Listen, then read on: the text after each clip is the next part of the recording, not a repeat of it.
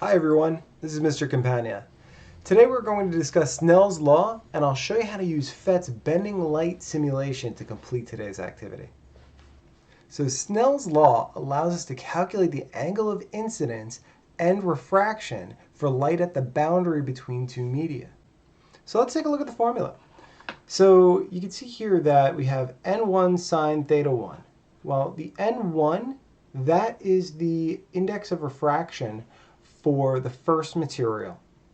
Sine theta 1 is again just the angle off the normal. Now, if you remember what the normal is that vertical line that goes perpendicular to the transition between the two media. N2, that would be the refractive index of the second material. So let's say you have air over water. That would be the refractive index of the water. Sine theta 2, or again, the angle off the normal. So depending on what the substance is, it's going to have a different refractive index. And these are essentially constants. The lower the density, the faster light will move. Now, light moves fastest in a vacuum because there's really nothing there. It's not traveling through anything. It's in a vacuum. Whereas the more dense the material gets, the slower light travels. I'd also like to remind you that you can find the absolute indices of refraction chart on the second page of your reference tables.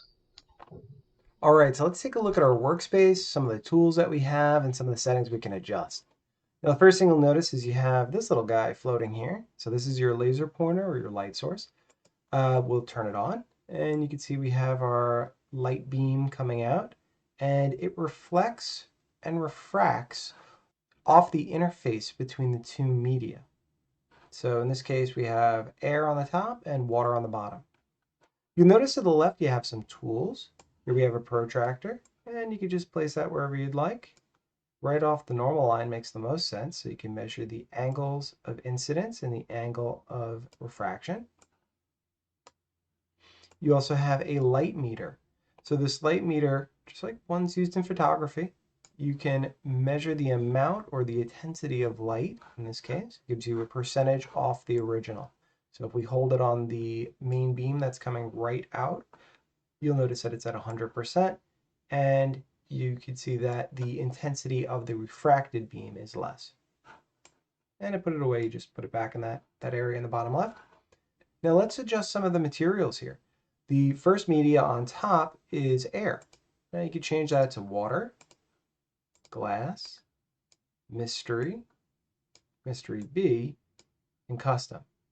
And you could drag the slider around to change what the index of refraction of this media is. And you can do the same for the bottom as well. And you can notice that the beam is altered depending on what you're doing and what you're changing. And let's not forget that, like all PhET simulations, we have this orange button in the bottom here that if you click this, it sets everything back to its original state. All right, before we go any further, let's take a moment and review some of the material we learned today. When light enters a medium with a higher index of refraction than the medium it is leaving, it will bend toward the normal. Now, if you recall, the normal is this vertical line here. So let's turn on our laser and let's take a look at a couple different media. Let's start off with water on top and glass on bottom.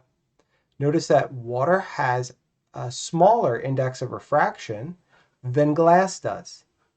So when the light enters into the glass from the water, you'll notice it's bending towards the normal.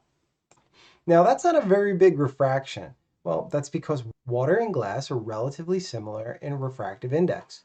But if I take our starting material and I change it to air, you can see that it bends quite a bit more. And don't forget, the opposite is true as well. If you start off with something that has a higher index of refraction and you move into something with a lower index of refraction, instead of moving toward the normal, it's going to move away from the normal.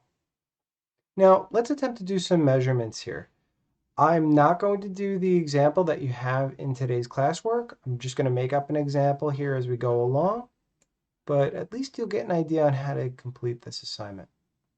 So I'm going to take my protractor and I'm going to line it up so that 0 is as close as I can get it to the normal as possible. And I'm going to move my laser to be at about 60 degrees off the normal. Remember, all the measurements are done off the normal. So if that's 60 degrees, you can see we have a reflection at 60. It really doesn't matter for this example here. But what we're really looking at is this line coming down here. That's our refraction. So you can measure that angle off the normal by looking along the bottom here. You can see you have a 0 and it's quite a bit past 30, so you can measure that there. And again, we're measuring the angle off the normal. So if this is, each one of these lines is 5 degrees, that looks like it's about 35. And that's really how you use the simulation. Plug in what you can into the table 1. And then when you move on, you'll see that you need to determine sine theta 1 and sine theta 2, and then use Snell's law to calculate n2 for each of the results and add them to table 1. Make sure that you keep your results to 2 to 3 significant figures. Well, that's pretty much it. I hope this has been helpful. Thanks for watching.